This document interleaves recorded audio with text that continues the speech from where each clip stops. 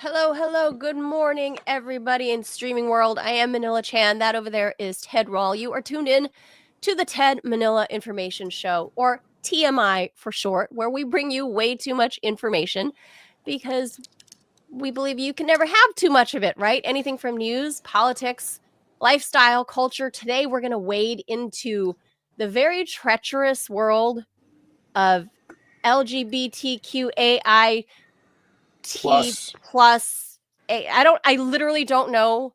It no longer LMNOP. is it even an acronym anymore, Ted, if it's not short? And Like- it was never a good acronym. Good acronyms stand No. for something. You know what I mean? Like they make a word.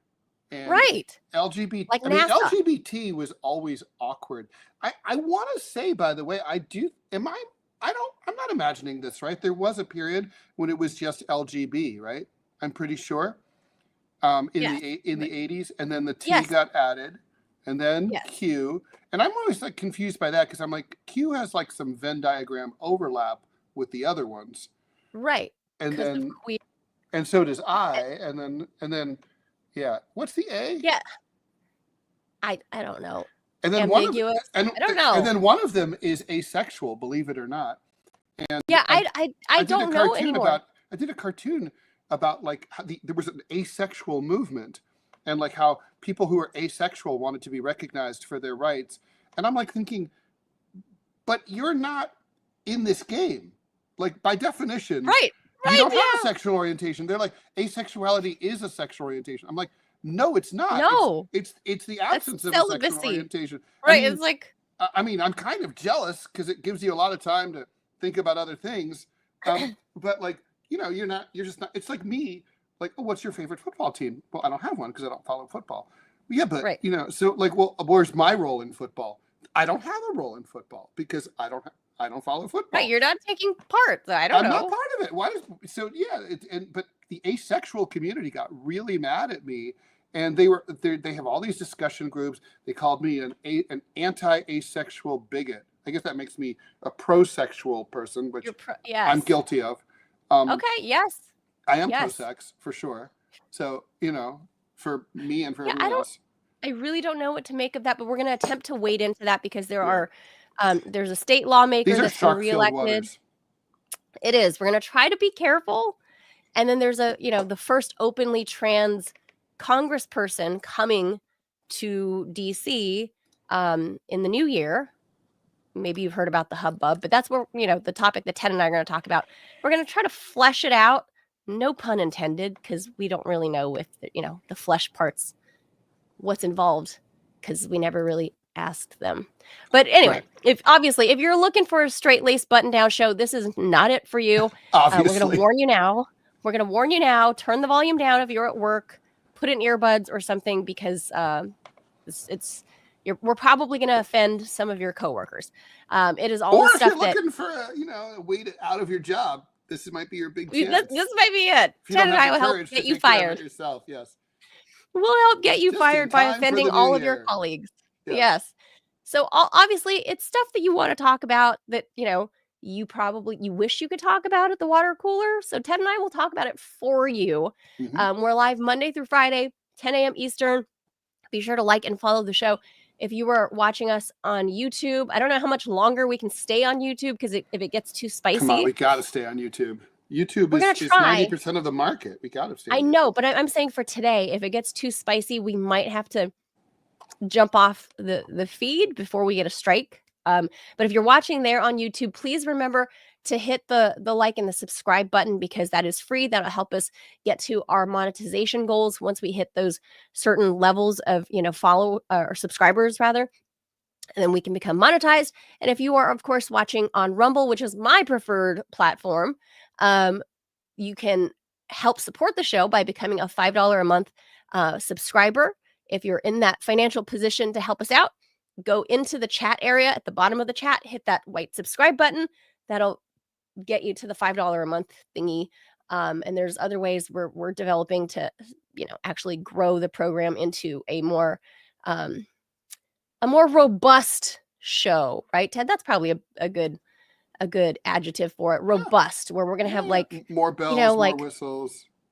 Yeah, like once we get everything going, like interviews that we'll only share a portion of. Right.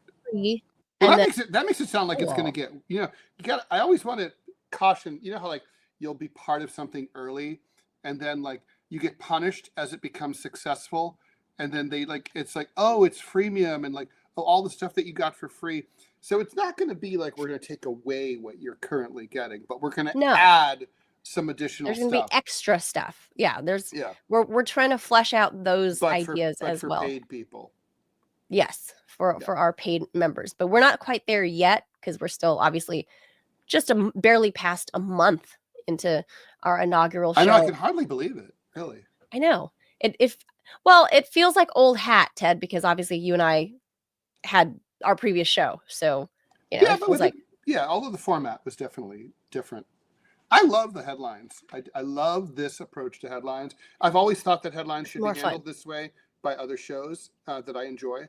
And I kind of don't know why they don't do it this way, but fuck them. We've got this. So where the hosts actually like go through the topic and give their 2 cents. Yeah. Instead of having the headlines read in a straightforward way, and then you do analysis and commentary afterwards. Why? I mean, it's sort of like the human brain's is quicker than that, and not to mention when you're doing the analysis, you don't remember all the details. It's like as school. You go, yeah. Yeah, it's kind of like like oh yeah, that's right. It's dumb. Yeah, no, this is much more fun. So this is the Mystery Science 3000. So approach. If we want to weigh in, we weigh in. Whatever, you'll still get the actual facts, but then you'll also get Manila and Ted commentary along the way. So that's what we're going to do here. So we already spilled the beans what the main topic is going to be. Ted and I are obviously not a member of that rainbow flag community. So how's this obvious? You don't know that.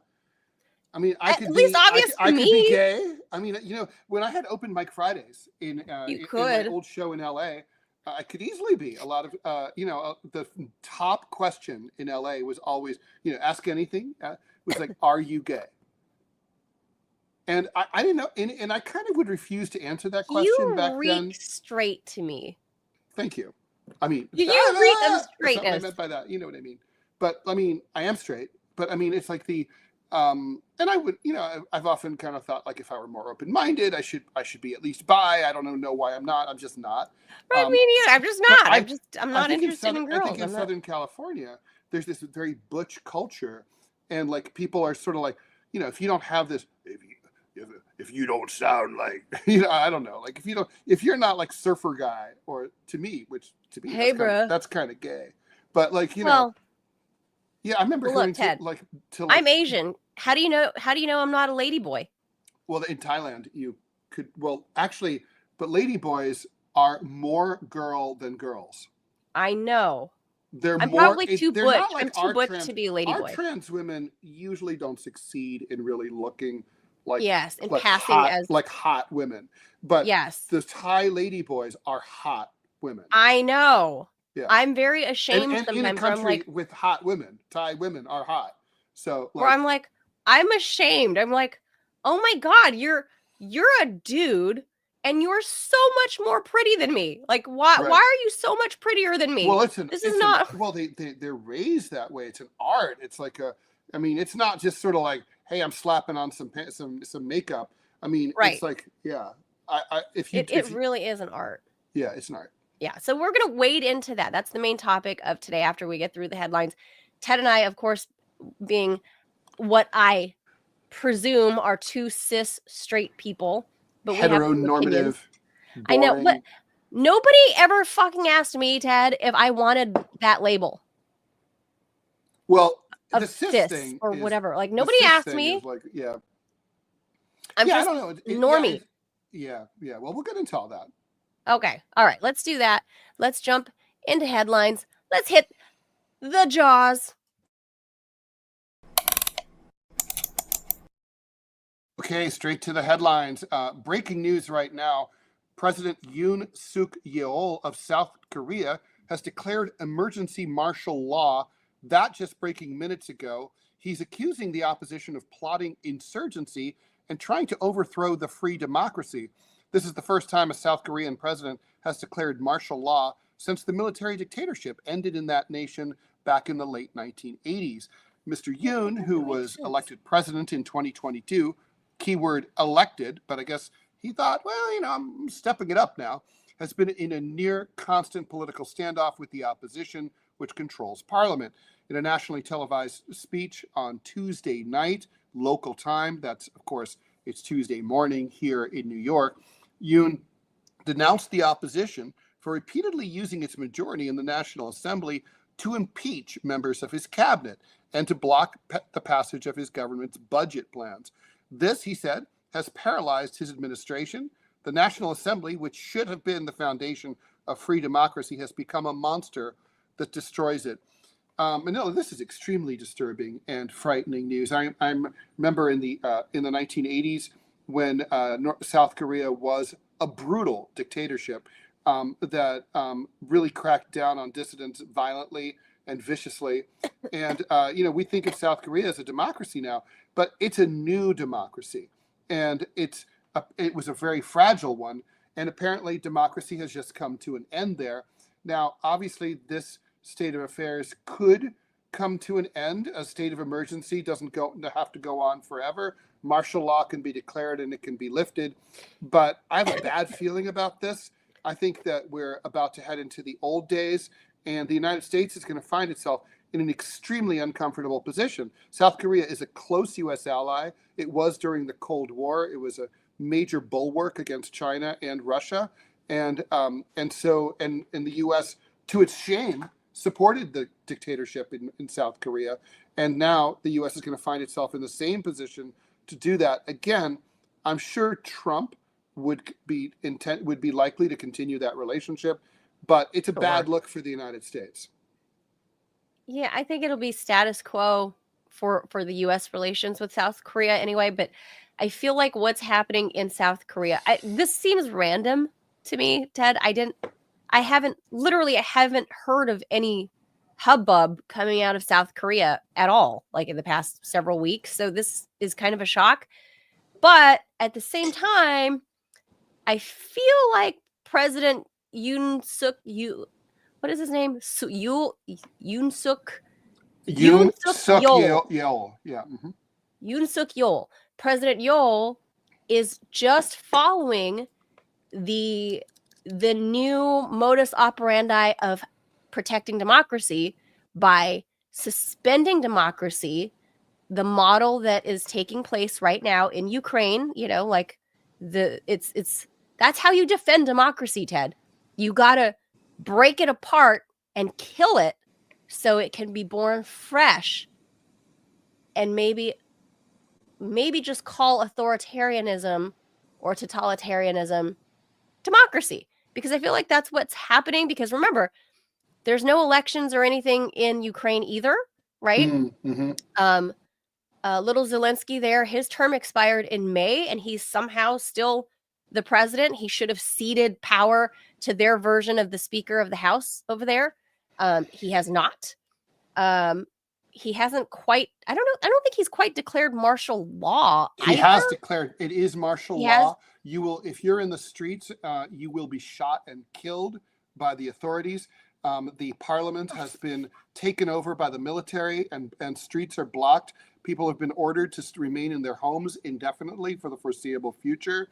Pedestrians, except for when they come kidnap you to go to the meat grinder. People are very, but apparently Koreans are very on the streets of Seoul are totally perplexed.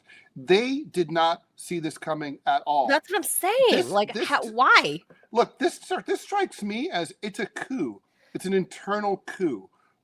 It's weird. By who, though? Normally by the president himself. It's kind of like if Trump had succeeded on January 6th in remaining in office and had stayed past his term, that would have been an internal coup. You don't normally see that sort of thing. Normally we think of a coup as a putsch, an attempt to overthrow a government from the outside, or maybe a palace coup, like another faction tries to overthrow, like in Nepal when the royal family was massacred by their own guards, and then another faction tried to take over, that sort of thing. It's an unusual situation. It's kind of like you're taking over the government, but you're the president of you the are republic. The government. Yeah. You are the government. Yeah. So I think what's going on here is he just wasn't much liking the fact that that Congress wasn't the Parliament wasn't getting along with him. So he's like, maybe I don't need that Parliament. Fuck them. Well, I'm very perplexed. There's not a whole lot of By the way, this would information be a coming good out. place for Antony Blinken to get on the phone and say, no. I mean, I don't think he'll do that, but that's what he should do. Yeah, this is supposed to be, an old U.S. ally. I don't know. There's By the just way, not enough he's taking information. He's taking advantage of the presidential transition here in the United States. There's confusion. We effectively don't have a president in the United States. Biden is not there. The elevator's not going to the top floor. We're between presidents. And there's no telling. We don't really know what foreign policy vis-a-vis the East is going to really look like after January 20th. And he's like, this is my big fucking chance. Big Papa. Look, call me crazy. Not paying attention. Call me crazy, Ted. I really feel like just my reporter spidey senses tell me that I feel like President Yol is gonna link this somehow to the North Korean soldiers in Russia right now in Kursk. Ooh, I don't know why. I feel like there's something there. I don't have any evidence. He did blame North Korea, but North Korea hasn't really been up to anything other than sending I agree. Sending those garbage balloons, right? That's about it. And yes, I have no evidence for this. It's just my reporter spidey senses. I feel like there's going to be something there, and later on he's gonna say later today or tomorrow, because it's the middle of the night there right now. I feel like tomorrow he's going to come out and say something about the North Korean threat in Russia or something like that. I feel like that's what I smell, and I smell the finger. I can kind of see vague fingerprints that match Tony Blinken and Tony Blinken and Jake Sullivan that are going to say something about preserving the democracy in Asia and the soon Chinese troops. I feel like this is another inch towards World War III. I have absolutely no evidence as to why. We're reduced to speculation because this literally just came out of the blue. It literally just happened. Although I'm sure Koreans would say that's not the case. He's been unpopular throughout his entire tenure. Don't forget, back in 2022, you might remember in the Halloween crowd crush incident in Seoul. Oh, yeah. That was under his watch, and he got criticized. Pretty much that was the beginning of his term. There was a big medical crisis in South Korea earlier this year. That was also, he's been taking shit about that. He apparently has been cracking down on journalists. He's been vetoing pretty much everything that crosses his desk. And he's been making a lot of favorable references to far-right historical figures in Korean history, and including the military dictatorship that followed World War II. So, hey, maybe he'll unify the two Koreas, because if he's lurching to the right, hey. Yeah, but North Korea is far left, so Well, at some point the Venn diagram overlaps, because it's a 3D diagram at this point. It's no longer that model of left to right is not. I don't believe that anymore. I believe it's like this 3D model, and there's a Venn diagram there, and some of it overlaps. And who knows? Maybe this guy's going to surprise everybody. I think look, honestly, I'll put my cards on the table. The Yoon family is a very storied political family in South Korea. And this guy is part of that. And they're always that family. And they're always, he is, and they're all assholes. So it's kind of like they're like Cheneys in Korea. Like if there was a new Cheney you'd never heard of, like Chet Cheney, you could pretty be like, fuck Chet Cheney. He's going to be a dick because he's a Cheney. Because he's a Cheney, yeah. That whole family should just be like put on an island far, far away. Okay. So let's move on here. Yeah, that's we don't know enough because it literally we'll bring you more as we learn. Just happened. The surprise offense against Aleppo by Syrian rebel groups has left the United States in the difficult position of not fully supporting either side, while also retaining nearly 1,000 troops in Syria as part of the completely illegal ongoing mission to quote unquote fight ISIS, even though we're also supporting them. Major General Pat Ryder, Pentagon press secretary, distanced the U.S. from the offensive last week, in which rebel groups quickly advanced on and took Aleppo. That's Syria's second largest city. It's in the northwestern part of the country, near the border with Turkey, for the first time in years. Let me be clear that the U.S. is in no way involved in the operations you see playing out in and around Aleppo in northwestern Syria. Translation, the U.S. is totally involved, which, as you know, are being led by Hayat Tahrir al-Sham, a designated terrorist organization. He said in reference to a group known as HTS, he says the U.S. wants de-escalation. The dilemma for the United States is further put into focus by Jake Sullivan, NSA. He's the national security advisor, who told CNN on Sunday that HTS is a terrorist organization. So we have real concerns about the designs and objectives of that organization. At the same time, of course, we don't cry over the fact that the Assad government, backed by Russia, Iran, and Hezbollah, are facing certain times of pressure, he said. So it's a complicated situation. It's one we're monitoring closely, and we're staying in close touch with regional partners about it. You know, Manila, this is very reminiscent of the usual, enemy of my enemy is my friend kind of thing that we see. Like, we'll back some radical jihadis in places like the Mujahideen, like in Afghanistan in the 1980s. What could go wrong? It always works out so well when the U.S. Syrian does Army, Al-Nusra Front in Syria. Again, what could go wrong? It always works out well, Ted. We may have someone in Aleppo tomorrow, right? Joining us here on the show. Yes. So hopefully the connection works. I have a journalist friend there in Aleppo to tell us what the hell's going on. Luckily, he says he and his family are safe. I don't know how anyone can remain calm when 90% of your city has been overtaken by these insurgents, right? Mm-hmm. And you would think, like, where are the Assad troops? Where are the government forces? Well, they ran away. I mean, I know there wasn't enough of them. Like, where are they? Well, they dissolved, right? And it's not like the Afghanistan thing where they surrendered to the other side. They just skedaddled. Now, I want to be clear on the geography of Syria. I mean, Damascus is it's hundreds of miles away from Aleppo. It's far. It's not like, they're right next door and they can just hop into Damascus and topple Assad. This is the big challenge here is for Russia. President Putin obviously would like to finish the job in Ukraine. I'm sure it's so close he can taste it.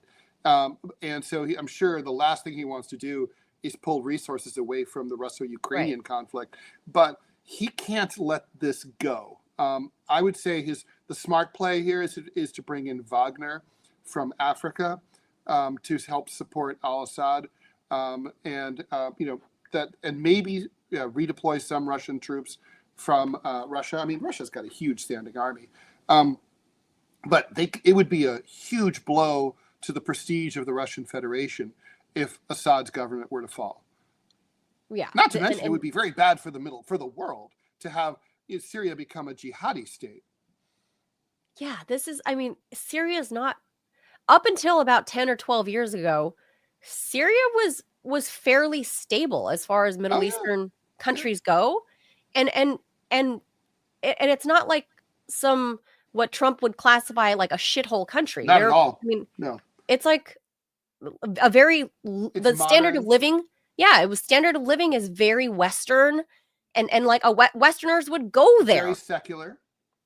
Like, rad. It was a totally nice, functioning Middle Eastern city before the United States decided that they didn't want Assad in there 13 years ago. It's literally trying to repeat what they did to Iraq.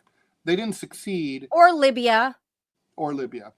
They want to reduce it to a failed state. Although, what I'm really wondering about, Manila, in all this is, where is Israel?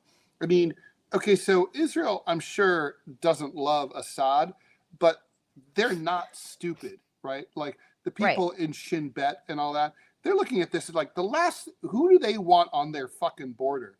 Assad or these people? You tell me. Right, which is it's not strange, I guess, if you really think, because Ted, you and I have talked about this. Genociding is a very daunting and heavy lift. so you're kind of busy. If you're Netanyahu, you're kind of busy.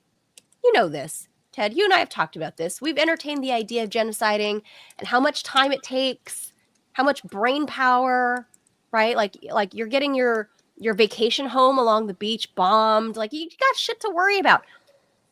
How can you even begin to worry about your neighbor in Syria with the jihadis coming in, backed by your own Western backers in the U.S.? Can you really worry about that when you're busy genociding? It's kind of like, it's tough, Well, you got to have priorities. I mean, the Israelis have certainly proven throughout this latest conflict post October 7th that they know how to multitask, right? I mean, they've been cracking down on internal dissidents. They decided to bomb Iran a couple of times. Yeah, but when you just decide to fire off a couple rockets and missiles, they started a war in Lebanon, another different. one.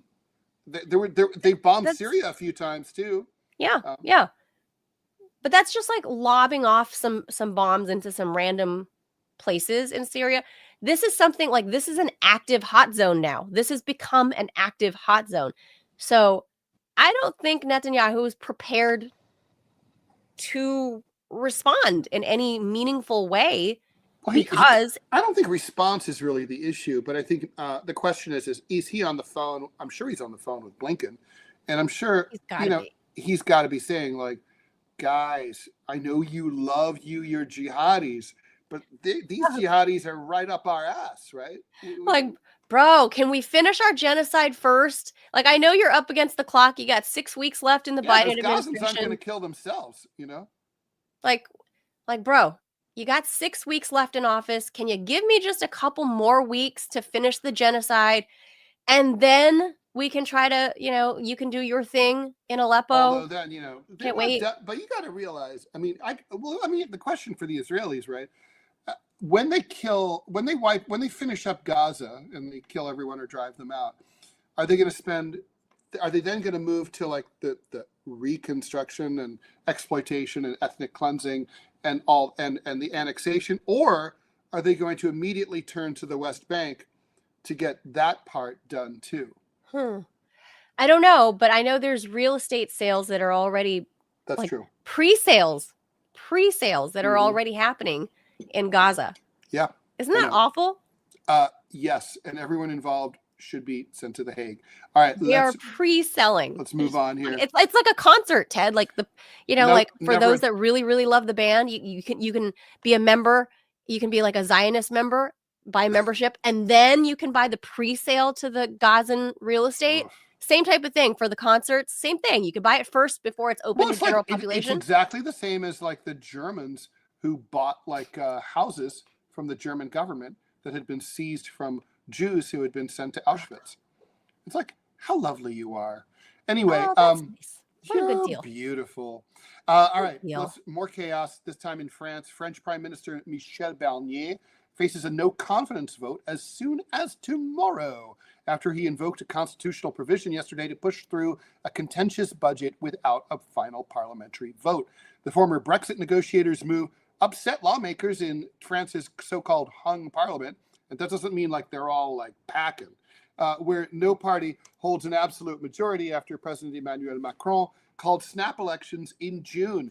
Opposing parties, including a left-wing alliance and Marine Le Pen's conservative populist National Rally, filed motions yesterday for no confidence votes, potentially jeopardizing the center-right Barnier and his cabinet. At some point, we should have an explainer about parliamentary democracy. I always think when I was younger, I didn't really understand how it worked, and there's different formats, and we should have someone come in and we should do an explainer for Americans who don't understand all these like no confidence votes, snap elections, how the parliamentary system works. Anyway, if Barnier gets thrown out, his government will be the first to fall in a no confidence vote since 1962, and the most short-lived since the current system, the Fifth Republic, began in 1958. By the way, the Fifth Republic is a really interesting story, the way that it started. My mom was living in Paris, and we think of France as a democracy, but it really kind of is. It's like ish. So the reason I say that is because General de Gaulle basically launched a coup in 1958, and my mom was an office worker at NATO in Paris. And one morning she goes to the metro, tries to get her newspaper, And they the guy's like, no newspapers have been delivered this morning, ma'am. I don't know. And so she goes to work. Everyone's like, yeah, no, I didn't have any newspapers either. She goes back home, turns on the radio, and on every channel, every station is only playing the Marseillaise, the national anthem, in rotation. And then she had a neighbor at a television, and same thing, only there's the French flag waving with just the Marseillaise playing over on loop. What? 3 days, no newspapers, no news, nothing. And then finally, there was a speech from the nation, from de Gaulle. He said, I've taken control of the government. I've overthrown the government and they created the Fifth Republic out of that. Interesting. I've never... People don't know this episode. Anyway, no, I don't. The 2025 budget seeks to shrink France's deficit, and it includes $42 billion in would-be spending cuts and $21 billion in tax increases. In other words, it's austerity. It's faced something French people do not like. It has faced widespread criticism from lawmakers as well as the public. Amid the impasse, France's financial markets have reeled, while the country's borrowing costs have increased to the same level as Greece, which, Wow. financially is a shithole country. Not in, on the ground. On the ground, Greece is an awesome country. So I'm going to say that no confidence vote. Macron is likely not to succeed to. He's not. I mean, Mrs. Macron's dude, right, is not likely to pass to get through this. Barnier, and it would be a huge crisis inside the French system, which has been relatively stable since 1968, since the May 1968 uprising that almost caused a communist revolution in France. That was basically the last time you've seen this level of instability. So France is on the ropes. Well, I mean, I would say that this kind of unrest happened during the Yellow Vest protests before COVID, right? Mhm. The year before COVID. So that would have been 2019? Yeah. There has been financial turmoil there ever since then. That was the whole point of the Yellow Vest protests, which, by the way, are back. They're back on the streets protesting again. Because COVID, the lockdowns and Emmanuel Macron's whole COVID vax passport thing was in place. And so the Yellow Vest protest kind of went away in that time, but now they're back. And this is what we're talking about here, right? Is that the financial situation is really bad right now in France. And I think that is embodied in how much power that woman right there, Marine Le Pen, is she's the embodiment of that, about the rejection of this neoliberal structure that has, I feel like, worsened the financial situation for most supposed Western democracies like the United States as well, where, everyone's upping the retirement age. We're borrowing from the future. And I think a lot of people are pissed off about that. And nobody gets more pissed off than the French, Ted. You know this. They're like the opposite of the British. Like, they will take to the streets and burn shit down. They don't stay calm. Any fucks. And they don't stay calm, and they don't carry on. They don't. It's always en grève, which means that's right, to the barricades, on strike. That's right. You got to give it to the French. Like, they give no fucks. Like, they will get out there. Cities, you increase the college tuition by $200 a year, cities will burn. Like, the French do not care. They will hit the streets and destroy everything.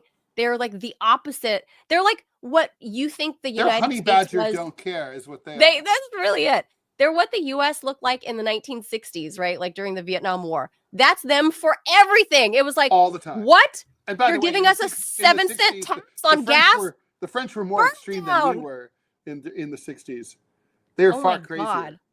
I can only imagine. The government. I mean, honestly, like, in Charles de Gaulle's memoirs, he had been returned to the presidency at that time, and he described he was on the roof of a government building one night during the communist uprising in May '68, and he looked down the street, and there was a mob of people coming towards his building. They had a helicopter on the roof, prepared to evacuate him and the government to go to Bonn, to go to Germany, into exile. And he and basically it all came down to which direction down these little tiny Parisian streets will this mob go? And they decided to, and he said they hesitated at the corner, and they turned down a side street instead of coming towards him. And he said it was 50-50 for the survival of the Fifth Republic based on which direction they were going to go. Well, Marine Le Pen, I think after she's been a has-ran, like, how many times? I can't even count, right? You would think she'd go in the way of Hillary Clinton, but it's been the opposite for her. Every time she's been a has-ran or an also-ran, she has gained more and more and more power. She's like the opposite Hillary Clinton. So I feel like she's like that there's that mathematical conundrum. Like, okay, so walk halfway across look at a room, walk halfway across the remaining distance across the room. So you walk halfway across. Now do it again. Walk halfway across. Do it again. You never really quite touch the other floor, the wall ever. You never quite get there. That's kind of like where she's been so far. Well, I feel like this last election, putting this guy on the ropes, everybody's pissed off. I feel like there's something big brewing by this summer, because we're seeing a fall return of yellow vest protests already. I feel like when the summer or the spring months come, when it's warm outside, this is beyond yellow. This is beyond yellow vest. This will be a mass movement. Yellow vests had a conservative tinge. I think this is going to be a mass populist pushback against Emmanuel Macron's government. He managed to survive his own no confidence vote just barely, right? And he's a lame duck as well. He's got a couple years left on his term. But the French are very unhappy. And this has been, it was brewing a long time ago before COVID. We had to hit the pause button because of COVID, and nothing has been bettered since. The only thing that's changed is that now the populist movement from Marine Le Pen's party has grown exponentially. And not only that in France, but if we look over in the Netherlands, the guy with the crazy hair, what is his name? Guilt. He has a strange Dutch name that I can't pronounce, but Wilders, I feel like. Oh, you're on mute, Ted. I think Wilders. The guy with the crazy, Mozart hair. That's how I remember him. He has this Mozart hair. You're seeing a populist, right-leaning uprising all across Europe. It is not isolated in France alone anymore. So this is going to be very different this spring. Story, that's all true. And the real story, though, is that there's no center anymore. So there's still a left. It's not as big as the right in those countries. La France Insoumise. Think about it. Right now, Marine Le Pen leads the biggest party in France. Right.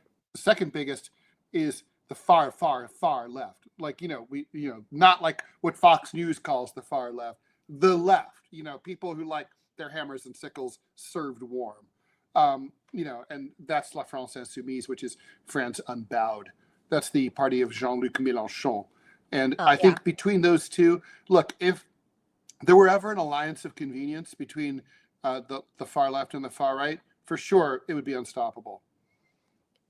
Yeah, I think we're about to see that happen. You just wait. You just watch this space in the spring, because nobody wants to go out and freeze their ass off, Ted. It's holidays. The French know how to celebrate also. I love the holidays in France. It's so beautiful with all the lights, especially in Paris, right? No one's going to do that. Everyone's going to enjoy. Because the French know how to enjoy. Cold in France. Yeah, but my point is the French know how to relax and enjoy.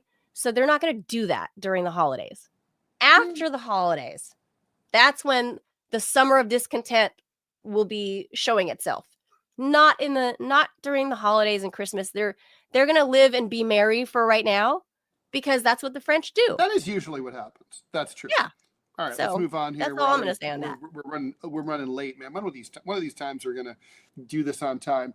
Researchers at EPFL and Lausanne University Hospital, led by professors Grégoire Coultine and Jocelyn Bloch, have achieved a major milestone in the treatment of spinal cord injuries, also known as SCI. Oh my God, I've got You got a a cough? cough. Oh my God. Here we I go. know. Well, you're telling me. By applying deep brain stimulation to an unexpected region in the brain, the lateral hypothalamus, the team has improved the recovery of lower limb movements in 2 individuals with partial SCI, greatly improving their autonomy and well-being. Wolfgang Jager, a 54-year-old from Kappel, Austria, has been in a wheelchair since 2006 after a ski accident left him with a SCI. Participating in the clinical trial, he experienced firsthand how deep brain stimulation could restore his mobility and independence. Last year on vacation, it was no problem to walk a couple of steps down and back to the sea using the stimulation, he shared, describing the newfound freedom that this has given him. Beyond walking, the therapy has improved everyday tasks. I can also reach things in my cupboards in the kitchen. DBS is a well-established neurosurgical technique that involves implanting electrodes into specific brain regions to modulate neural activity. That is cool. Traditionally, DBS has been used to treat movement disorders like Parkinson's and essential tremor by targeting areas of the brain responsible for motor control. However, applying DBS to the lateral hypothalamus to treat partial paralysis is a new approach. By focusing on the lower hypothalamus, the researchers at NeuroRestore, that's not a dystopian sounding name at all, tapped into an unexpected neural pathway that had not yet previously been considered for motor recovery. In the study published in Nature Medicine, not only did the DBS show immediate results to augment walking during rehab, patients also showed long-term improvement that persisted even when the stimulation was turned off. These findings suggest that the treatment promoted a reorganization of residual nerve fibers that contribute to sustained neurological improvement. Yeah, I don't even know what to say about how amazing all of these developments are, Ted, in just the past 10 years. I have a family member who's a quadriplegic from a bad accident, a sporting accident. And I mean, it would be amazing to see this sort of movement. There's the guy, the participant, Wolfgang Jaeger. So he's like an older man. Well, he's not old, but he's an older man, right? And wouldn't it be something in his lifetime if he were able to, stand and be mobile again? There's so many people like It's very cool. It's a weird part of your brain that this is not my world. Obviously, I'm very interested in this sort of science. It's like I the don't know Elon enough. Musk. It's like the Elon Musk, the thing that he has, right? Right. Neuralink. Right. Like there's so much to learn still about the different parts of the brain that haven't already been examined. And I feel like we need to put more money towards this Of because course we do. we instead of going towards war and stupid bullshit that cause people to be in a state of paralysis, That too. how about fixing it? So I feel like this is something our government should absolutely give more money towards. Absolutely. Because there are so many people, their lives could be bettered. And if you're, worried about like financially, it would be more advantageous for the US government to spend money in research and development, the R&D of helping people like this than it does for the Medicare and Medicaid. We spend way more money if people are worried about this financially. We spend way more money on the care for people with these types of disabilities in Medicare and Medicaid than we could or would if we put money into the research in fixing them to begin with. Because once you get there, if you can help them and resolve some of these problems, then the long-term care would no longer be needed. But it's a long-term investment. Right now, we're just like, okay, well, they're on Medicare and Medicaid forever, and they're not going to have productive lives, and we're just okay with that. That's okay. We're just going to keep them in their chairs and not care. Just they're alive. It's fine. That's kind of how we treat people. Listen, and just a reminder, what is today's cutting edge medicine is tomorrow's normal, totally affordable, scalable, accessible to everything medicine. I mean, think about like, anti-HIV, antiviral drugs in Yeah. like the early ones, like AZT in the early 90s. Now PrEP is totally accessible and people take it prophylactically. Right. There's a lot of stuff like that. I could easily see these becoming standard anti-Alzheimer's kind of treatments in the future. It's not just like very serious extreme cases like this guy Wolfgang. I mean, the brain stuff, it could also be used to treat clinical depression, all sorts of issues that afflict, tens of millions of Americans and people around the world. And it will. I mean, so right now, this is how it works. When you start with a new technology like this, it's expensive and hard, and it doesn't affect that many people, but it spreads, and then that's just how it works. So obviously this is a huge thing, and I just hope they should just go fast. They should go fast. They should go hard. Ted, you know what else doesn't affect that many people, but it's like we're drowning in the news about it? All the trans stuff. True. It's true. I think there's probably more people that are affected by these sorts of spinal cord injuries than there are trans people. Yeah, well, that's a good question. When trans stuff started to pop into the news in a big way, a few years ago, I have never been able to find truly reliable information or statistics about what percentage of the U.S. population self-identifies as trans. I've seen as high as 5%. I'm like, that's bullshit. No way. You're telling me 1 out of 20 people is like self-identifies as trans? Like that's not even possible. And then I've seen like most these days, it's like sort of the number that's kicked around is 0.5%. I mean, we don't really know how many gay people there are, right? I mean, it's like we don't really know, and for obvious reasons. But it definitely is a smaller number than it's a small number, right? I mean, how many trans? I mean, I live in New York City, right? How many trans people do I know personally? Handful, I mean, it's like it's out of the thousands of people I know. And I would imagine if I lived back in Dayton, Ohio, where I grew up, it would be fewer. Right. I'm from Los Angeles. I spent 30 years in Los Angeles before I moved around everywhere else. One trans person.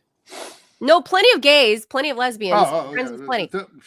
Yeah, well, I lived in a girls' dorm at Barnard, so ask me how many lesbians I knew. So all right, last story. All right, one more thing. You brought this story up, and I found it completely fascinating.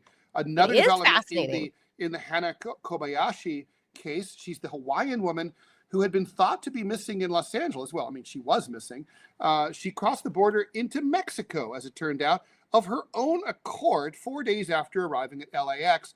The LAPD, always the most reliable source in the world, says she has not been the victim of any crime. To date, the investigation has not uncovered any evidence that Kobayashi is being trafficked or is the victim of foul play. LAPD Chief Jim McDonald says detectives reviewed her social media accounts and found a desire expressed to step away from modern connectivity. This is like a pretty extreme way going to off take the grid, to take a break from your TikTok. The investigation discovered that while Kobayashi initially checked her bag through to New York City, she later instructed that it be, I love the way this is written. She later instructed it to be sent to her in at LAX. All right, hey bag, I want you to go to LAX. Come back to LAX. You bag, where she retrieved it on November 11th. She later used her passport and cash to buy a bus ticket at Union Station to travel to the I don't know how to pronounce this, the San Ysidro border crossing. Ysidro, okay. Where she entered Mexico via tunnel on foot. Who doesn't do that? At 12:13 p.m. on November 12th. LAPD has not pursued the investigation further into Mexico because that would involve making a phone call in international, and that could be expensive because it appears she is not the victim of any crime, and also because they're lazy. If she returns to the U.S., law enforcement will be notified. We've basically done everything we can do at this point, McDonald said. No, except for making that phone call to your Mexican counterparts. Right. She's left the country and in another nation now. Yeah, I'm aware that Mexico is another nation. You fucking genius. Kobayashi. Thanks, LAPD. I guess you could bring the FBI into it. Kobayashi flew from Maui to LAX and you're going to ask, why should the FBI be involved? And I'm about to tell you. Kobayashi flew from Maui to LAX on November 8th. She was supposed to catch a connecting flight to New York a short time later. She missed the flight, and after a few cryptic text messages, blew off her family within a few days. Family members have traveled to LA to search for her, one of whom was her father. Keyword was Ryan Kobayashi was found dead last weekend in a parking lot near LAX. The LA medical examiner says the cause of death was suicide. So let me see if I get this. So basically, this dingus girl, flies from Japan to LA to from New York. Maui. Sorry, from Maui to New York via LA. She blows off the second leg of her trip in LA, decides to go off the grid and go on a vacay to Mexico, dumps her socials, and her dad is so distraught that he fucking kills himself. Nice job, lady. And she still like, the weird part is she hasn't reemerged to be like, oh my God, my dad is dead. My dad died because of me. Like, I was missing. He was distraught. Like, what the hell? Like, there's no word from this woman. It just all sounds very suspect. How did they not know? You cannot escape LAX. Like, there are cameras every square foot of that place. Mm-hmm. Like, how did this woman escape LAX, somehow manage to go downtown to Union Station to the bus station? Lots of cameras all over LA. That's 20 miles to go downtown. That's 20 miles. That's true. How did she get there? And those are 20 hard miles for people who live in like Indiana. Yes. That's like 200 miles where you are. Okay. She's like walking through the hood. It's hard. Yeah. And there's literally Metro. She must have taken an Uber, right? She took an Uber. Like, where is that information? How did she disappear from LAX? There are literally cameras covering every square fucking foot. If people think I'm joking, like, I'm not exaggerating. This is not hyperbole. Of course, that's true. It's every square foot of it's LAX. A huge international airport. Yeah. You couldn't get away with stealing a pack of fucking Mentos, right? No at way, LAX. No way. They will catch you. How does a whole grown ass woman disappear out of LAX? Nobody can find how she got anywhere. She disappears 20 miles down to downtown LA. And now she's at Union Station, also full of cameras everywhere, and gets on a fucking Greyhound to get to San Isidro Pass. I'm guessing she took Metro or the bus over to Union Station. But again, cameras everywhere. How has she managed to evade? Especially on Metro and on the bus. There's story, like, this story doesn't line up. Well, they have the picture. They have the picture of her entering the tunnel, right? I mean, that international border crossing. She took so she must have taken some form of mass transit, a bus, I imagine, just to San Diego. But what else is wrong with this woman mentally, Ted? That she knows that her dad, she had to have heard the news. I don't know, maybe not.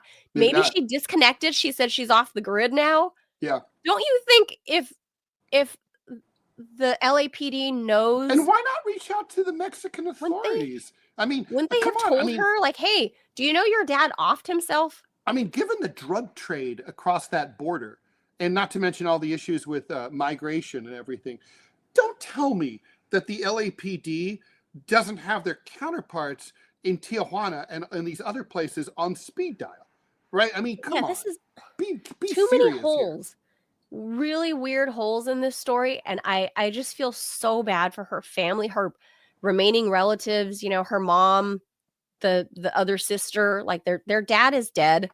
Their sister has lost her fucking mind and disappeared into Mexico. She and hasn't said anything about their dad dying. Like, what the hell?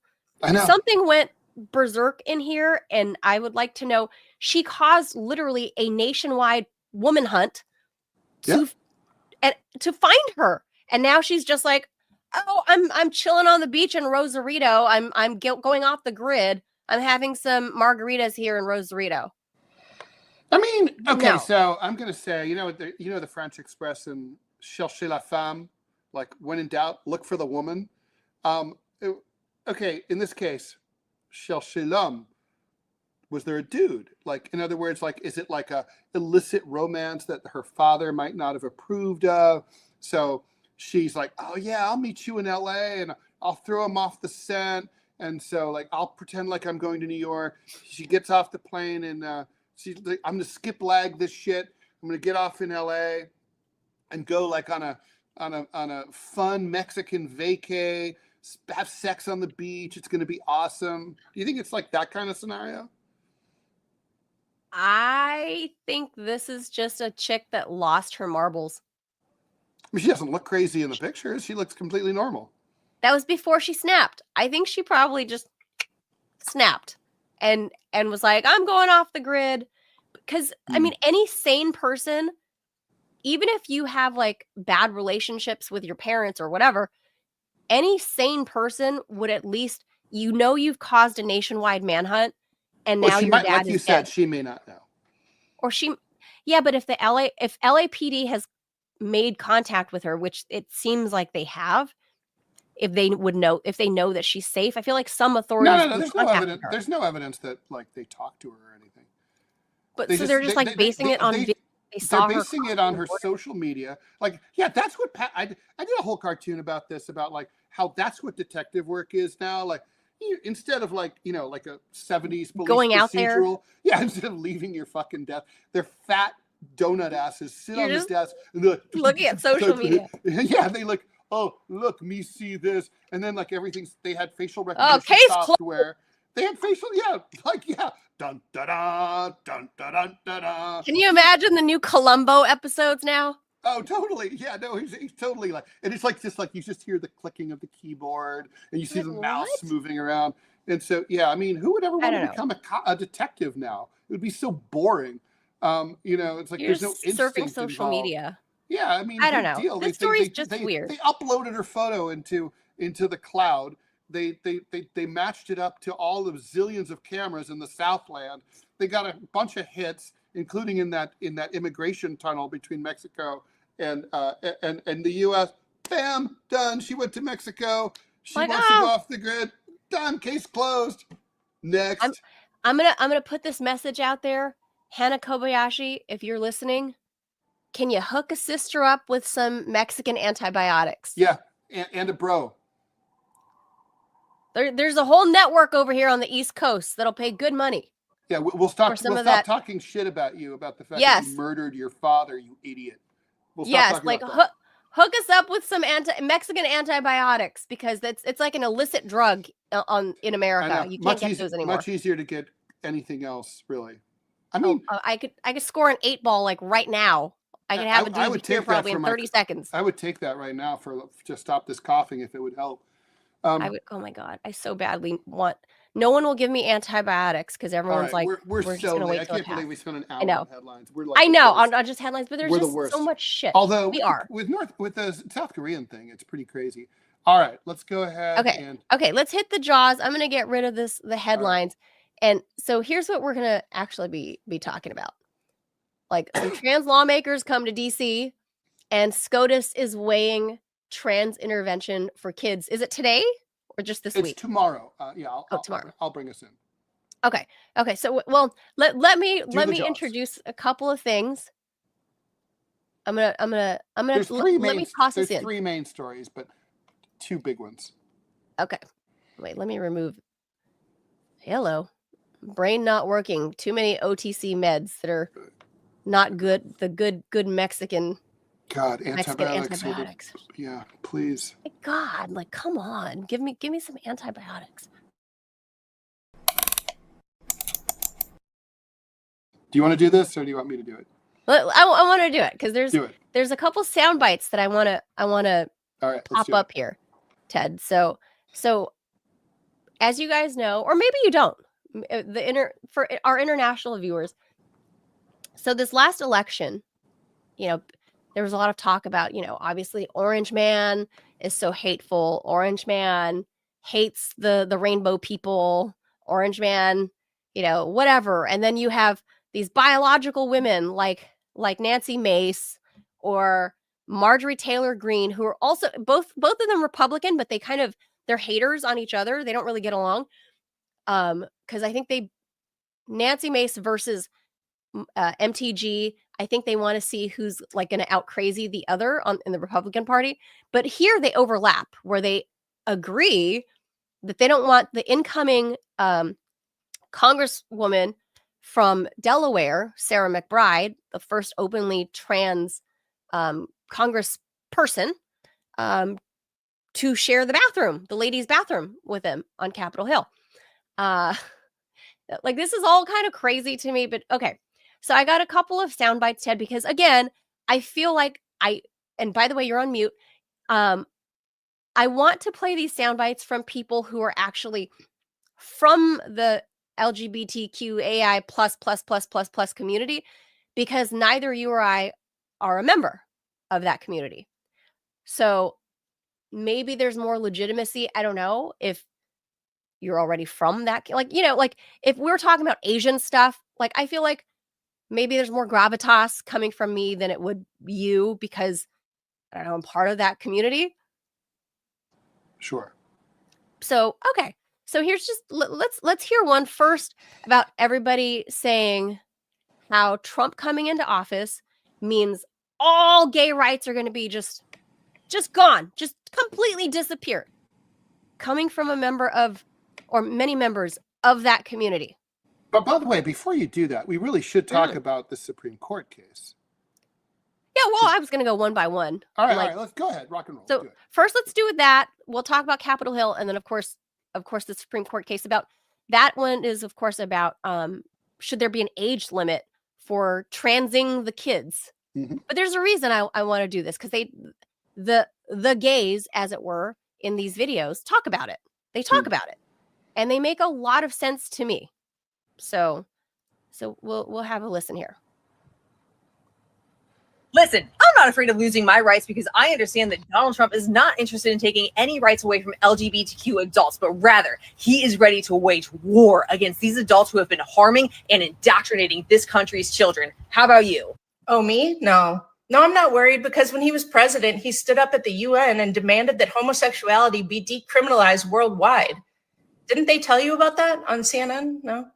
Oh, well, yeah, that happened. What about you? I'm not afraid for my gay rights, because Trump has already been our president. And last time he was our president, he had Republican control of the House and the Senate, and he still didn't do anything to our gay rights. How about you? Yeah, no, I'm not worried about losing any rights under a Trump presidency as a gay woman. How are you going to tell me he's against gay people when he literally had a gay wedding at his own house? How about you? I'm not afraid for my rights under Trump's presidency, because President Trump appointed Richard Grenell, who became the first openly gay man to hold a cabinet level position. I wouldn't consider that taking rights away. I think that's providing opportunity where it's never been given before. How about you? Did y'all forget that he was the first ever U.S. president to enter office? Actually, even before he was entering the office, to be pro-LGBT. Yeah, we're good. Listen, I'm not. Okay. So those are all members of the rainbow flag community that you and I are not a member of. And to be fair, Ted, in this election, we have actually seen a lot of gay folks, queer, all of that. I'm just, for the sake of covering everybody, I'm going to say the rainbow flag. All those people, there's been a huge shift of people that identify under the rainbow flag voting for Donald Trump for the first time. That's true. Like that's just never happened, I would say, in the latter 20th century. And this now, in fairness, there's I think we have to air the Thomas Frank argument, right? What's the matter with Kansas, which is, it is possible for people to vote against their own self-interest. People can be stupid. Jewish people could have voted for Hitler. Probably a few did. It's just like, it's entirely possible for gay people to support a homophobic asshole or a transphobic asshole. So in the form of Donald Trump, I just want to say, just because you can find a percentage of some population to say that they support something, doesn't mean that they're that like they're right, that they made a rational or correct decision. Just want to, I want to throw that out there. that's fair, but I feel like there is something happening out there because you and I mean, already know. I would say that about many Democrats voted against their own self-interest in the last cycle, and they should have voted for the far left, for example. So like the mainstream media though has done such a number on well, first if we attribute this, Ted, the left has done a much better job of moving the line of scrimmage left, right? And the Republicans have been chasing the line of scrimmage for 40 years. Most Republicans, I will say, are perfectly fine with gay people getting married, gay people doing whatever, going about their lives. Most Republicans do not care. The Cheneys, Dick Cheney, one of his daughters is a lesbian. I don't know if you know. And Liz, the evil one, gay bashed her own sister. I know, to score points. The one that Democrats like now. Right, which is bizarre. Liz gay bashed her own sister, whereas Papa Cheney was showing love for the gay sister. So, again, this is all kinds of topsy-turvy world. So we're seeing this with the gays and a lot of the gays. A lot of gay people I know, people would say they're. I don't know. I mean, I think I'm looking right now at Pew Research poll. I like their polls. They have a state by state view of how Republicans look at gay people, and for example, Alabama, very, very conservative state, 62% says that homosexuality should be discouraged. Arkansas, 59% of Republicans say homosexuality should be discouraged, as if we're supposed to be like, hey, stay away from that other man's dick. Hey, you don't want to do that. Stop that, you. Mississippi, 63%. Now, okay, conversely, in New York, more liberal state, 58% of Republicans say nothing wrong with being gay. 52% of Wisconsinians who are Republican say the same thing. In Connecticut, 59% of GOP nutbag staters say that it's okay to be gay. So I'm just saying that there's still, like, homophobia is still a big thing in the Republican Party, and it's certainly bigger in the Republican Party than in the Democratic Party. Right? But compared to what it was 20 years ago, right? Like in the early 2000s. Okay, there's been improvement. Yeah. The needle has moved a lot, like a lot. So to say that, progress hasn't been made, if you want to, progress has clearly been made. It's very clearly been made. The Supreme Court has legalized gay marriage. I mean, right. Yeah. So then you have this one on Twitter. Okay. Oops. Let me share this. Okay. And I think that, frankly, I would be surprised if me and Trump won. Volume's really low. Yeah, I can't get that. That's what she said. You're safe, Jeffrey. He's not talking about you. I think he's talking about me, well, normal gay girl, and other people like me. The LGB part. Because the LGB part is tired of y'all in the TIAQXYZ. Because about 2015, we got marriage rights. That was all we needed. That is all we needed for equality. People were dancing in the streets. We were excited. And no one gave a shit about us. It's only been about the last 5 years that people have given a giant shit about us, and homophobia is on the rise. People don't like us again. Why is that? What changed? Do you think that people just woke up one day and became more cruel? No. People like you, Jeffrey, and the rest of the TIAQXYZ came out and said, cool, now we're going to involve children. Cool, now we're going to have our teachers teach woke gender ideology, and you have to be okay with it. Cool, now we're going to push for children to be able to reassign their gender, and you just have to accept it. The world is not accepting of it. The world is accepting of the LGB and even some of the T if you want to mind your business as an adult, not push those ideas on anyone else, and just be a person like everyone else. That is what the world accepts. But this new woke ideology, y'all have going on when, remember when that trans person went to Disney and talked about his jingle balls in front of children? Yeah, that's what people aren't cool with. So look around, because JD's right. The gays are turning red. Look on just this platform how many gay people are voting red for the first time. Because y'all, we are tired. You guys ruined it for us. So, I mean, I know that's just one lesbian woman's take on all of this, but it's not just one, is my point. Is if you look on gay TikTok, it's a thing. No, I know. I know it's not one, but I mean, look, the thing is, look, obviously there's divisions in any kind of diverse community like the LGBTQIA community. And, even if we go back to when it was just LGB, I remember my gay friends were like, fuck those bisexuals. Like, they think they can fuck anyone. Like, like, choose one. Either just right, I choose remember that men or argument. choose women. Fuck those greedy, insolent bisexuals. You want to bang everybody. I still know gay people like that who hate bisexuals. And then it's like, and so obviously, you're going to find divisions between like the OG, like this person, the OGL person, and like the OG, and like the T people who have emerged from the shadows only really in the last 20 years in a meaningful way. And like, you're going to find divisions because they don't have the same interests. But I mean, I think to be fair here, it's kind of like, oh, all we needed was gay marriage.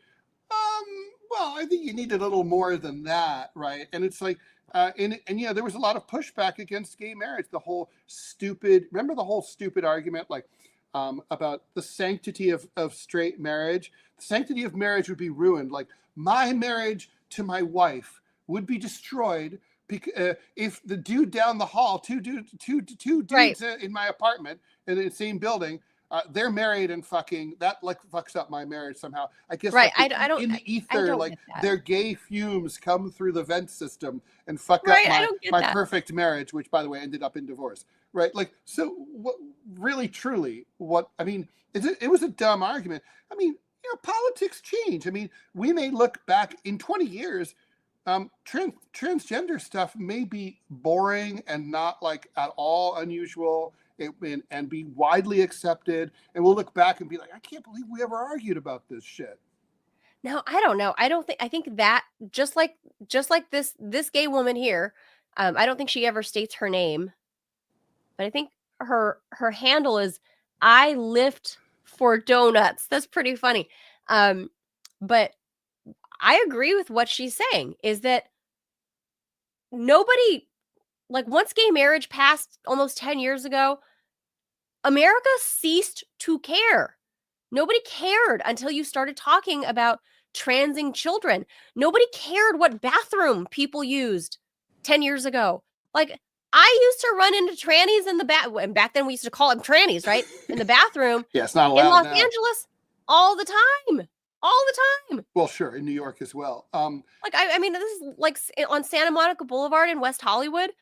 I used to go hang out at gay bars with my gay and lesbian friends, and there were a couple trannies would come and go, like, and they were so much fun, and it was never a thing because nobody made it central to their existence. They just were. Like, that was just their, like, that's just how they presented, and it wasn't central to every fiber of their being. It's been a very different approach. Like, I think a bunch of things have happened here. When you look at liberation struggles, like, think about this. Most of them have been much slower than the transgender one. I mean, it took hundreds of years for women to get the vote in the United States. Sure. Then the civil rights struggle effectively, starts in 1619, and you could argue that it's still going on every time a black dude is pulled over by the cops in the middle of the night. It's like you just go in each of these struggles as we move through into like the gay, think about like where gays were in like 1950 in the old Revolutionary Road days, as opposed to where they were, say, by the time that Biden, as vice president, accidentally said that he supported gay marriage, and then that led to the Supreme Court, legalizing it. what was that, 2011 or something like that, around that time. And that was a huge slow thing. The transgender thing politically is different, first of all, in a number of ways. It's much faster. So the idea, most Americans never gave Yeah. trans people a passing thought. And then No, like of course suddenly not. it's like, oh, okay, we have to think about this. And then it's But like it's also plastered everywhere. It's crammed down everyone's throat. and transgender activists, their approach has been much more assertive than previous liberation struggles, which were asking for equality or equity. Here, it's kind of like, you know, we're loud, we're proud, you know, we're trans, get used to it, fuck you. You know, and by the way, not only do you have to recognize our pronouns, but you have to identify your pronouns, even if, and you have to be cis and to identify so that we're not the weird ones as being normal. You're normal and we're trans. Right, you're applying the whole cis label on the rest of us. So what they're saying is, I've never asked for that.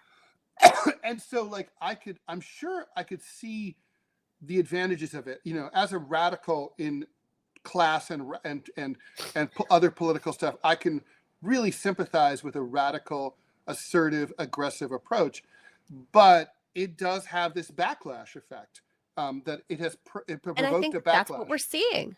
I think that is what we're seeing. Like, okay, let me ask you something, Ted. So when also the other difference is, when the gay marriage thing, when Americans really started thinking, like after Ellen DeGeneres came out as gay on her show and all that, Americans started thinking about it and talking about it a lot. And I mean, by Americans, I mean like straight Americans. And everybody thought, when they thought about it, even if they lived in deep red rural areas, they realized like, oh yeah, my mechanic, I know he's gay, right? Like everybody knows gays and lesbians, everybody. I mean, and it's like, so that's different. Most people don't know transgender people at all, or even see them. And I think that's also, there's a psychological sense of the other that's very disconcerting and disturbing for some people. So here's this weird thing about the bathroom, right? And well, let's talk about the controversy, right? Like, so it really is the bathroom uproar. So and it's been lately epitomized by this trans woman, Sarah McBride. She became in the last cycle. She became. Isn't she from Vermont? Oh, from Delaware. Delaware. She's the first. She will be on January 1st. She'll take the oath of office and become the first transgender individual to serve in the United States Congress. Speaker Mike Johnson, at the request of several of his members of his caucus, has acquiesced to a ban on transgender women like McBride from using the women's bathrooms in the Capitol. Now, I've heard some mixed reporting on this, Manila, but I want to just say it's worth noting that according to the reporting I've read, the bathrooms in the Capitol are oneers. No. That's what I've read. No, I'm sure there are some like solo bathrooms, but all the bathrooms I've been to are traditional. The solo bathrooms stalls. are also off limits to her. Huh? Yeah. Mm-hmm. Oh, that part I don't know. No, that's I've never fucking stupid. I've never myself used the solo bathrooms. I'm sure they exist. I don't know. Every time I've been on the Hill and all the different buildings, like the Rayburn building, the Longworth building, like they were normal like bathrooms with stalls and men's and women's bathrooms. So I mean, and they're old and creaky and like, I mean, it matches the age of those buildings. Yeah. It matches like everyone that's there. They're old and dark and kind of dank. I mean, they're clean, but they're old. Yeah. And they just have stalls and like any other public bathroom anywhere. I mean, nothing impressive. Let's get into it. I mean, like, okay, so what really are people worried about? Like, what is Marjorie Taylor Greene really worried about when she goes to use the ladies' room? I mean, and Nancy what's the implication? Mace. The implication is Nancy Mace brought the bill. Trans women are not real women, and therefore the implication is they're really a dude, and so like, and this dude might want to rape me, right? That's basically the implication. Now, I guess. But a cis dude could sneak into the ladies' room just as easily and rape her just as easily. I'm not. What's the I'm diff? not. So Like, for me, as a woman, is a trans woman more likely to rape someone than a cis straight male? I would say highly likely no. Me personally, this is just as Manila. And maybe it's because I grew up in Los Angeles and we see people that look like that, right? So it's never been a thing for me. Like I don't feel awkward around gay or trans people. But that's because of early exposure as a youth. And when it comes to the bathroom, let me ask you this, Ted, as a dude, and me being a straight woman. I've been to concerts and wherever, like big events where I look at the women's bathroom line and I'm like, fuck that. This is an emergency. I have gone into the men's bathroom and I'm like, I've been there when ladies did that. I do this. I kind of look down and I cover my eyes a little bit. I go, well, I'm sorry. This is an emergency. We're using the urinals when you do that. Right. And we're there like, we're literally caught with our, situation with your pants in our down. hands. Yeah. And I'm like, sorry. Like, this is an emergency. I have to go to the stall. This is an emergency. I mean, we're talking about not a pee emergency where it's like, I'm not going to shit my pants. I'm going to go into the men's bathroom because I ate the nachos at this Lakers game. So I'm going. And I've done that, right? Sorry. So when that happens, when you see a straight woman like me walk in going, sorry, it's an emergency. I have to go. How do you guys feel? Well, I can't speak for, maledom writ large, but, am I a little annoyed and uncomfortable? Sure. Because it's like, this is a male space. Like, what are you doing here? Don't be here. Like, that'd be awesome if you were, not here. What's funny though, is if I'm not really worried about being violated. And by the way, the irony here is like, a gay rapist could be in there totally legally, no problem. Right. And like, then I'd be fucked literally. So, I guess it's like, in those situations, I just sort of roll my eyes and I'm like, whatever. Look, I think, back in the 1980s, I was a club kid. And like most clubs in New York, like Studio 54, Area, Danceteria, all these clubs, they had single sex bathrooms. And both bathrooms were open to everybody. And people just like came and went. And then I went to I lived in a girls' dorm that became co-ed, and we all used the same bathrooms, the same showers. And like, it was fine. Really, truly, it was fine. I think all bathrooms should be single sex. It's stupid that one bathroom has like an empty stall while people are lined up, usually women, at the other one. Right. It's just dumb. It's a resource that's going wasted. So, and I also don't know necessarily that like a bathroom is a particular rape zone. Like, I know. I mean, it's kind of like, you're more like, likely to be raped in any number of other places. Well, usually on a date by your date. Anywhere other than a public bathroom. Yeah, public. I mean, I'd be far more scared about like in a dark park in the middle of the night. For me, I'm not worried. More than likely, the dude that's in a dress wants to behave more feminine than me, a biological woman, right? I'm not likely gonna be assaulted by a dude in a dress that identifies as a woman. Like so for me, I'm not bothered by that. I know certainly if you are, you will have very little trouble, describing them down at the police station. Right. So it's like the actual threat. It just looks like it's just a dude. Sure. No features. Oh, well, there's the lipstick and the long hair. Oh, right. Oh, that. So I don't get, and there's so few, like the bathroom thing isn't a thing for me. Where I am bothered with the whole trans thing is like the Title IX sports stuff and what SCOTUS is going to look at tomorrow. Let's get into that case, right? That's the part that bothers me. Tomorrow, is when you start fucking with kids and you start fucking with our sports where you're erasing our biology by dominating our sports with your masculine hormones.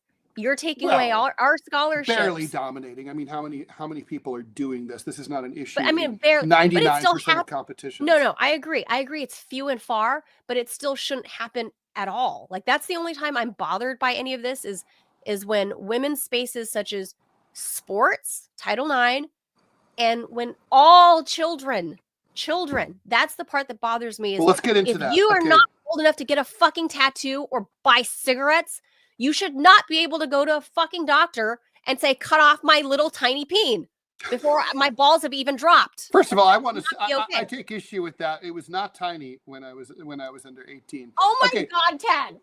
Okay, so when Oh my God. when they put my son's ultrasound up on the screen, I was like, "Oh, can you tell us if it's a boy or a girl?" And she goes, "Oh, it's a boy. It's definitely a boy." I was like, "Yeah." anyway, so tomorrow's case is United States versus Scrimeti. So the United States is the Biden administration, and Scrimeti is the state of Tennessee, which has instituted a ban on puberty blockers and hormone therapy for transgender children, and would punish doctors who provide that care with civil penalties. The government says that transgender people are covered under the Equal Protection Clause of the U.S. Constitution. However, the defendants, if they prevail, would not only get to keep that ban in place in the state of Tennessee, would likely spread into other red states. But if the state of Tennessee were to win, that would likely set a precedent that in whole or in part could lead to other restrictions on whether they can use public restrooms, as previously discussed here on Lost, or play sports on teams corresponding to their gender identity. So that's the big case tomorrow, and it's going to be probably the most high-profile case about transgender issues. And so the question is, is Tennessee right? Should children have access to puberty blockers and hormone therapy or not? There's a lot of controversy here. I personally don't think so. I agree with you. Look, if you're under 18, you can't drive, you can't have an alcoholic beverage, you can't enlist in the United States military, you can't buy a vape pen, you cannot purchase a car. There's a lot of things you can't do, and you can't get married in most states. And so you really should not be able to cut off your dick. But this is not about cutting off your dick. This is about puberty blockers and hormone therapy. But fucking with your hormones at that age is a big deal. I mean, I was thinking, so this is kind of a funny story, right? But everyone's familiar with Clovis, my gorgeous cat. And, and I remember when I got him as a kitten, I wondered, is it really necessary to have him fixed? And so when I looked into it and did a research, they said, put it off as long as you can. You do have to do it, Yes. otherwise they'll start spraying. But put it off a year if you can, because Yes. it allows their muscles to develop better if they have all the adrenaline in their system. Correct. And then also their bones set better. Bone and density. They won't have as many problems when they're That's elder the cats. same thing. Same thing for my English bulldog Harley. I've twice had English bullies. I love them. I've told you this, Ted. The smashy face dogs are just, that's the way to my heart. They snort and grunt and fart and eat and love. That's and why that's you're like so mad at the pug fucker. because I love the fuck If it that was a pug pointy fucker. snouted nose, the dog, you'd be like, I'm like, yeah, like, all right, like, it's fine. But these smashy face dogs, so specifically because English bulldogs are, even though they're relatively compact in size, like height and size wise, they're considered a large breed dog because they're over 60 pounds. Wow, they weigh 60 pounds, those little things? Yeah, Harley weighed like 60. He weighs like 64 pounds or something. So they're like basically made of lead. They're just like this solid, like just Yeah, this brick of a dog, right? Right, Like right. compact brick of a dog. So they're considered a large breed dog. And so for all large breed dogs, the same thing goes is you should wait to snip their balls until after Mhm. they've gone through puberty. For all of those reasons is because Harley needed his balls to drop, so that way he can get all the hormones that his body needs, like especially for to develop properly. Bone density, for hip dysplasia, to prevent that. If you snip them too young, English bulldogs are already fraught with all kinds of health problems to begin with because of their smashy faces and the way we bred them, the way us cruel humans have bred them. But if you want to prevent some of those health problems, like it says so, like in the veterinary white papers all over the place, you should wait until they're close to 2 years old before you snip them, because English bulldogs actually mature a lot slower than other dogs, than other breeds. So you wait till they're about 2 years old before you snip them, because as a biological male animal, his body, his adorable, furry, fat little body needs the perfectly designed hormones from nature to help him survive and perform at his best, and for him to live longer and be healthy and have less chance of like, I'm going to call it like dog snap, like mental dog snap, because if you snip them too young, they don't get those hormones. They have a problem. They're like trapped in adolescence, and they won't mature and be calm and be, like they're trapped because you kind of, it's like arrested development for them because they're lacking. Really, cats are different because psychologically cats are basically, domesticated cats are kittens psychologically their entire lives. Really? Yeah. Dogs go through a maturity like humans. They go through a stage of maturity of where they're hyper and rambunctious when they're puppies, and then as they age, cats do that they're too, calm and but mentally mature. Although they're still playful. Even older cats can be very playful. I mean, it goes dog to dog, but for the most part, that's the advice from American veterinary white papers all over the place. Right? Yeah, no, and I think look, these are mammals. Why is and the like, same not mammals. applied to children? It does. I mean, like the fact is, anybody who says that does not have some, I guess the question here would be, can a physician, is it acceptable to say that whatever benefits would come from puberty blockers and so on would outweigh the potential negative ramifications physically to having those things done? I gotta, look, it's really, these are novel procedures. I mean, they haven't been around for very long.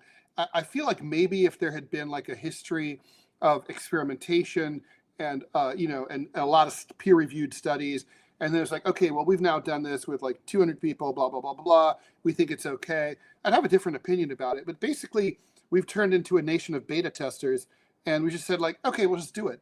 And like, and I've heard of kids as young as 5 years old being, telling their parents, oh, I want to transition. I'm like, I'm sorry, you're 5. I mean, when I was 5, I thought I was going to be an astronaut. Okay. I thought I was Wolverine. Okay. At 5. Right. So you're 5 years old. You're like, it's like you're 5, and like you don't get to make these decisions. And like, if you really still, if you grow up to be 18, then you can go and try to join NASA and become an astronaut. But like, you're not an adult. I mean, you're just not in a position. Even 18-year-olds aren't that mature. This is a big fucking decision. But yes, I mean, it is. The problem is, Ted, here's the problem: is a lot of these parents that, if you look at the statistical numbers, Ted, sure, of course, you can find all the numbers you want about the parents who disapprove of their kids that are trans or whatever, right? Sure. But many of the kids that actually undergo the transition stuff have these parents that also have their own ideological left-leaning whatever, and they fully support it because they want to wave that flag. That's part of their identity. That's the thing is that's what makes me so uncomfortable about this issue, right? Is that basically, if we were really like an intelligent society, we would just say like, okay, all right, so there's this proposal.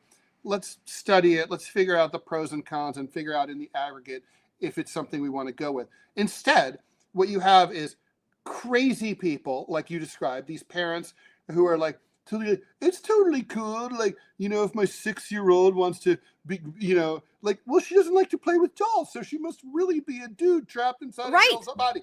That's stupid, okay? And that was me. And conversely, it is equally stupid to have these people on the far right who are, like why is it Tennessee that passed this ban? Because they're a bunch of homophobes and transphobes. They're a bunch of right-wing assholes. It's not because they care about kids or they care about these people. They're trying to get votes. So everyone involved are a bunch of shitheads. And I hate all of them, really. I mean, trapped in the middle are these confused, sad people who aren't sure whether they're having a psychotic break or whether they genuinely were born they're suffering from gender dysmorphia and they're trapped in the wrong body. The whole thing is fucked up. So I was telling you and our producer, 20 plus, I guess at this point, 25 years ago, God, 25 years ago, there was a class in college that I took in California at a public college in California, paid for by US tax dollars, therefore, sanctioned and agreed upon by the state of California. It was called abnormal psychology. And in that class, it covered, this is 25 years ago, right? So a quarter century ago, they covered all, people that were what we would now call trans and how this was, all a part of gender dysphoria. And this is a real condition and blah, blah, blah. Well, it's and a real condition. It is. And that some people, this is just their psychological thing. This is how they deal with it and blah, blah, blah. And it was, just stuff I learned in school. And then somehow with the minute fraction of what these people are in the United States, a fraction of a percentage point, I would say, even if we're being generous, let's say it's 1%, 1% of the United States population, how overrepresented is that 1% in our media world, in our media space? There is more representation for this trans ideology than for someone like me who grew up, with not seeing any Asian faces on TV, right? There's less Asian representation on TV than there is trans or gay or whatever on TV. And it's way overrepresented for the amount of people that actually exist in that community. And it makes it seem like that community is so much bigger. Everybody's trans in the United States. Everybody's gay. I mean, but obviously we're naturally drawn to a lot of issues that only affect a small number of people. And that's okay. I mean, a lot of people are fascinated by serial killers. The truth is there's hardly any serial killers. Sure. Right. So, but we we've talked about this, how we miss a good serial killing. Yeah. I mean, so, and the other thing is okay, so obviously to people who are older, who are unfamiliar, who, haven't grown up with transgender people being out in the open this way, they think and having been raised with classes that you described, where it was described as abnormal psychology, a lot of this is very disturbing. And look, I'm sorry. It is, there's no other word for it. It's weird and disconcerting. And there's an uncanny valley effect when you look at many transgender women, for example, and it's I see male features there. And it's but she's wearing long hair and she's kind of like a girl. And it's what? That said, the DSM, I think the DSM-3 used to classify homosexuality as abnormal. And I guess the question is, what is abnormal, right? If out of 1,000 geese, one goose is supposed to be black, then, or swans, one goose is supposed to be black, then it's abnormal to find 1,000 geese, 1,000 swans that are all white. So it's there's a distribution curve. And in the United States, let's say it would be abnormal to randomly select 1,000 Americans and to find no gay or lesbians in that community. That's abnormal. So abnormal and average and median are not the same words. They're not the same thing. And I think we conflate them. That's a problem. So I just think there's a lot to unpack here. And I really hate the fact that we don't just sort of say, okay, so there's this, some people have this issue, and we've got to wrap it up. We've gone so long, but Yeah. like we've got to figure it out, and we should all come to it with good intentions. My problem with this whole thing is there's a distinct paucity of good intentions here.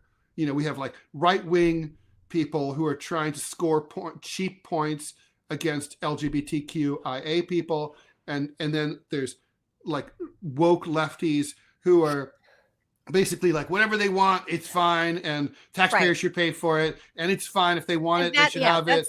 That's also most stupid. of America doesn't exist there. Most of America exists kind of where you and I are, Ted. Where, like, me as a woman and as a mom, I don't care if I see a trans man, you know, that a woman that has now, no, the other way.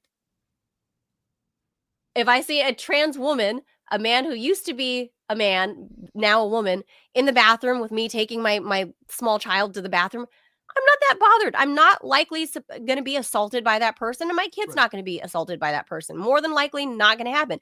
If I see regular old Ted Rall in my women's bathroom, you know, at the museum, that might cause me to, you know, start screaming and yelling like, get the fuck out of here, dude. Yeah. But that's a whole different situation. I'm more likely to be mugged, raped, whatever, my kid kidnapped, snatched off the street on a hiking trail, you know, than by some random straight person, probably a guy, than one of these rainbow people. So I'm particularly not bothered by any of this stuff. And I think the bathroom thing is just kind of a mean girls session that we're seeing between Nancy Yeah. Mace and Marjorie Taylor Greene. It's just kind of mean girls. I think it's catty and stupid. Like, let them use the like, it's one person. Like, who fucking cares? There's a lot of bathrooms on Capitol Hill. Let me just say, a lot of bathrooms. So I'm not bothered by that. If you're going to fight about this thing, fight where it counts. Fight for the children to not have their balls cut off when they're young, or to have hysterectomies before they even have their first fucking period. This is crazy. It's sick. If you're going to fight it, if you're going to fight this fight it where it counts, not in the bathroom. That's stupid. Nobody's going to do anything to you in the bathroom. Like, it's not going to happen, especially a dude in a dress. A dude in a dress is not going to hurt you in the bathroom. Where it counts Probably. is probably not. Anything Where can it happen. counts, All right, we where should it move. counts Let's is move it the on. surgery, is the drugs for the children, and protecting Title IX for young female athletes in college. That's where, and high school, that's where that matters, not in the bathroom. And I felt like there was one more thing I wanted to say about this, but I don't remember. But yeah, I'm not However, bothered by this. antibiotics should be freely available. That part. That should be too. We have all Yeah, kinds. yeah. Think about that. Yeah, you shouldn't be able to. Dude, get I your- can get a trans surgery easier than I can get antibiotics, Ted. Yeah, me too. That's fucked up. All right, so It's listen, really fucked up. everybody, we want to answer your questions on the air. So record it in a 1 or 2 minute audio. Attach that sucker to an email. Send that email to TMI Show question, no spaces, at yahoo.com. TMI Show question at yahoo.com. And we'll answer it on the air. Yes. Last week was great. Thank you, Vintage Lefty, for sending that awesome first audio message. Yeah, Message. it was so That good. was great. That's a hard act to follow, but I'm sure you guys can do it. Yes, but so now you have the idea. Follow Vintage Lefty's precedent there. Send us a nice Could be little about audio anything. recording. About anything. anything. It can be Literally personal, anything. about personal to Manila and or myself. It could be about Yeah. the show. It could be about politics, South Korea, trans issues, Clovis, Like, Ted, anything. Throw some chum in the water. Ted just revealed to me and the producer that he's never chewed gum before. That's true. What? What even is that? Well, What? I'll answer that if someone asks us. If someone wants to know that there's some chum in the water. Ted tried to explain, and I just don't get it. I don't believe him, and I don't get it, but he swears he's never chewed No, gum. 100%. I would bet everything I own, everyone I know. I'd bet That's everything. crazy. I'd bet the universe. I can't. That is something my brain can't wrap. My brain can wrap around, men identifying as women going to my bathroom. You not chewing gum is like, I don't know. I don't get that one. Never gum. Bring A us never out. gummer. Bring us out. All right, that's gonna do it for us. This is like Can't do any tomorrow. more hour Hopefully, 45-minute shows. We're I doing know, an that hour was- tomorrow. I know. Tomorrow we're supposed to, if the connection works, we're supposed to have a friend of mine, a journalist in I hear ISIS Aleppo. provides an awesome internet connection to Syria. Oh, Tad, that's not funny. That's mean. I hope, geez Louise, I hope that they, internet connection is not cut off in Aleppo. But anyway, tomorrow, hopefully, if everything works out, then a journalist friend of mine in Aleppo can join us to tell us what the hell he's witnessing and seeing out there in Syria. So make sure you guys please subscribe. If you're on YouTube, hit that black subscribe button, thumbs up, like us. If you are on Rumble, follow us, thumbs up, smash that like button, as Jamal Thomas would say. And if you're in the position to, please hit that $5 a month subscribe button below the chat to help support the show. If you are enjoying what you're seeing and the weird conversations that we're having here every morning, that $5 a month, at some point we get enough people, this can be a actual functional paying job for Ted and I, who are newly unemployed, thanks to Joe Biden. Maybe that'll change, Ted, in January. I don't know. Yeah, So I don't know. We're going to try to keep going fully independent if we can. So we will see what happens. So that's going to do it, guys, for Manila and Ted Manila Information Show. We'll be back tomorrow with some probably more serious stuff. And hopefully Ted, you're looking so much better than me. I'm still like gross. yeah, well, the antibiotics started to kick in. I need an antibiotic hookup. All right, guys. That does it for us. Adios, amigos. See you tomorrow.